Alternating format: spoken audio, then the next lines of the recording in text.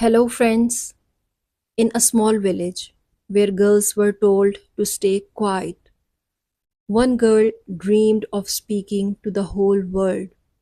Her name was Zoya, and this is her story. Zoya lived in a small village near the hills. The houses were made of mud, and the streets were narrow. People in the village had simple dreams. Girls were told to get married early and take care of the house. But Zoya was different. From a young age, Zoya loved books. She would sit under the big banyan tree with her school bag and read for hours. Her father was a farmer. He didn't understand why Zoya wanted to study so much. Girls don't need too much education, he said. They get married and go to their husband's home. But Zoya didn't agree. She said softly, I want to become something. I want to stand on my own feet. Her mother looked at her with love, but also fear. The world is not kind to girls like you, she warned. Zoya went to the village school. It had broken windows, old chairs, and very few books. But Zoya still studied with full heart. She always came first in class. Other girls often laughed at her. Why do you study like a boy? They teased. But Zoya smiled. One day I will make my parents proud. Her teacher, Miss Sana, noticed Zoya's talent. One day she called Zoya and said, you have something special. If you keep going, you will do great things. Zoya's eyes shined. Thank you, miss. I want to become an officer. Miss Sana smiled. Then never stop believing in yourself.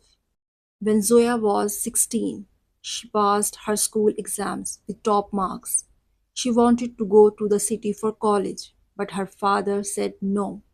We don't have money for that, he said, and people will talk. Zoya cried that night, but the next morning she woke up early, dyed her hair, and made a plan. She started teaching younger kids in the village to earn some money. Every evening she walked house to house and said, do you want your child to study better? I will help. People started trusting her. Slowly, she saved some money.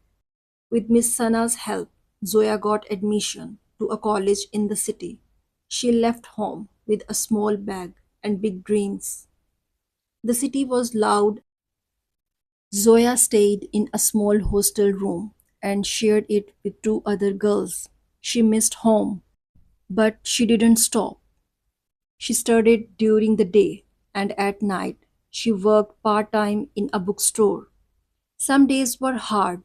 She had no money to buy good food.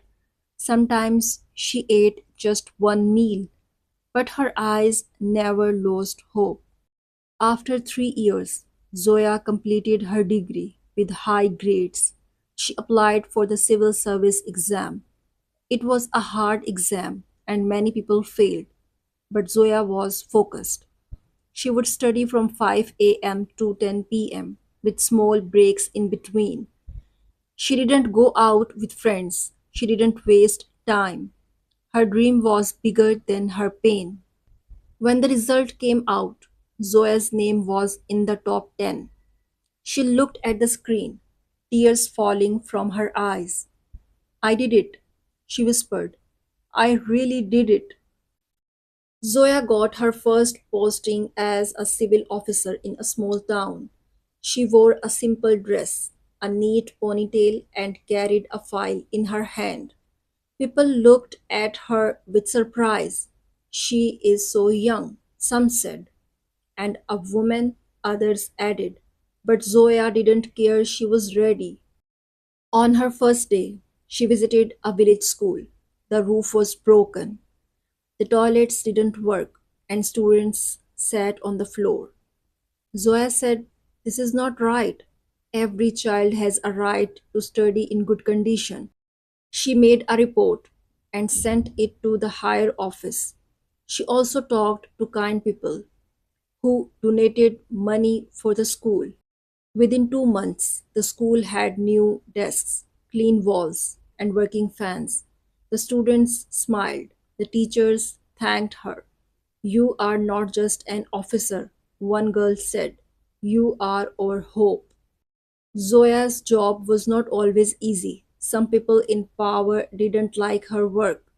One rich man came to her office and said, close your eyes on my illegal work. I'll give you money. Zoya stood up and replied, I am not for sale. He laughed. Then you will face trouble. And she did. Some people tried to spoil her name. Some filed fake cases, but Zoya stayed calm and strong.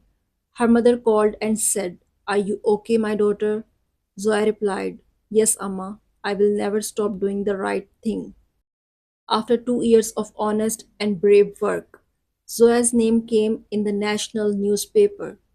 A big award was announced for her, Best Young Officer of the Year. She was invited to the capital city on stage. When she received the award, people clapped loudly. She gave a short speech. I come from a small village where girls are told to stay quiet, but today I speak for them.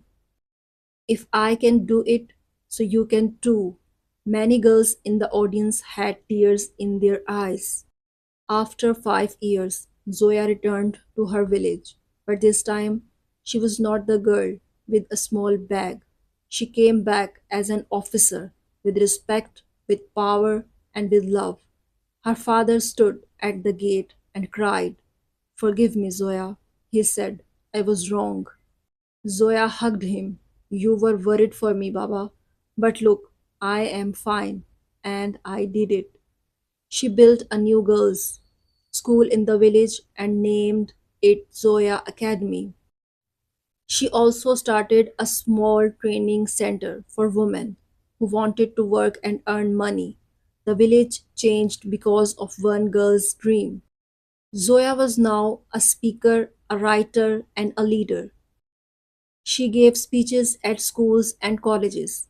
Her message was simple: don't be afraid if your dream is big. Be afraid if your courage is small. Stand up, speak out. Even if the world says no, you say yes to yourself. Zoya's story didn't end here. She continued to change lives, open minds, and build dreams. She became a symbol of hope and strength because once upon a time in a small village, an ambitious woman dared to say, I will not stop. If you like my story, then don't forget to share and like. Thank you.